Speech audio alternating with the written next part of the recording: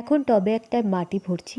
আর মাটি ভরার আগে আমার যত কিচেন ওয়েস্ট ছিল সমস্ত দিকে টবটাকে ভর্তি করে নিয়েছি। তার উপরে ওপর থেকে মাটি দিয়ে দেবো। এর মধ্যে বসাবো একটা দোপাটি গাছ।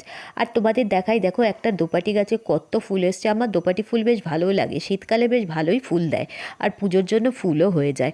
আজকে যেহেতু একাদশী ছিল তার জন্য আমি এখন বানিয়েছিলাম পরোটা, আলু ভাজা আর দুধ সুজি। দুধ সুজি বানাতে গেলে আমি দুধটাকে পুরো ক্ষীরের মতো জাল দিয়ে নিই, তারপরে অনেকটা ঘি দিয়ে সুজিটাকে ভালো করে ভেজে তারপর বানাই। খেতে ভীষণ টেস্টি হয়, সবাই এটা খুব পছন্দ করে। আর কাজকর্ম কমপ্লিট হয়ে যাওয়ার পর ভাবলাম কি করি, একটু সেলাই নিয়ে বসে। এই ছবিটা এর আগে এঁকেছিলাম, তোমাদের দেখিয়েছিলাম। তারপর ওর ওপর দিয়ে একটু সেলাই করে নিচ্ছি।